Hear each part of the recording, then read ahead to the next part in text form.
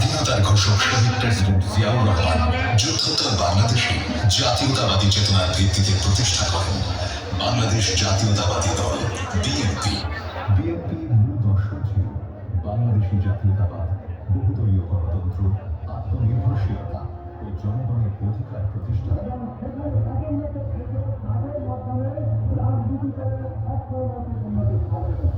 পরবর্তীতে এই আদর্শের পতাকা হাতে তুলে নেন দেশনেত্রী বেগম খালেদা জিয়া। তিনবারের প্রধানমন্ত্রী হিসেবে তিনি গণতন্ত্র পুনরুদ্ধার, উন্নয়ন ও জনগণের অধিকার প্রতিষ্ঠায় অনন্য ভূমিকা রাখেন। কারাবরণ, নির্যাতন আর ষড়যন্ত্র সত্ত্বেও তিনি শহীদ প্রেসিডেন্ট জিয়াউর রহমানের আদর্শে অটুট থেকেছেন। তার নেতৃত্বে বিএনপি রূপ নেয় জনগণের সবচেয়ে বড় গণ আন্দোলনের শক্তিতে। আজ সেই আন্দোলনের নেতৃত্ব দিচ্ছেন দেশ নায়ক তারেক রহমান। তার অঙ্গীকার শহীদ জিয়ার গণতন্ত্র ও উন্নয়নের বাংলাদেশকে নতুন প্রজন্মের হাতে পৌঁছে দেওয়া।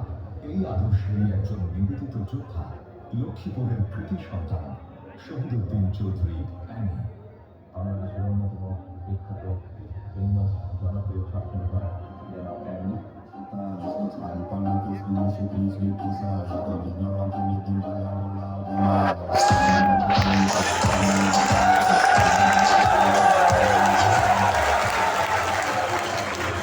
তার রাজনৈতিক কর্মজীবন শুরু হয় 1980-র দশকে ছাত্র রাজনীতিতে যোগ দেওয়ার মাধ্যমে।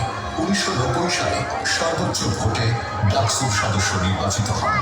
ঢাকা বিশ্ববিদ্যালয়ে ছাত্রদলের তুখোড় নেতা থেকে একসময় কেন্দ্রীয় ছাত্রদলের সভাপতি হিসেবে নিযুক্ত হন। অ্যানি ভাইয়ের রাজনৈতিক যাত্রা শুরু থেকেই ছিল সংগ্রামী।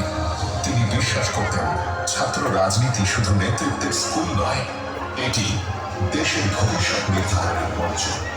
পরবর্তীতে তিনি 2001 সালে লক্ষ্মীপুর 3 আসন থেকে জাতীয় সংসদ সদস্য হিসেবে নির্বাচিত হন। 2008 সালেও জনগণ তাকে তাদের আস্থা ও ভালোবাসার প্রতীক আবারও এমপি হিসেবে নির্বাচিত হয়।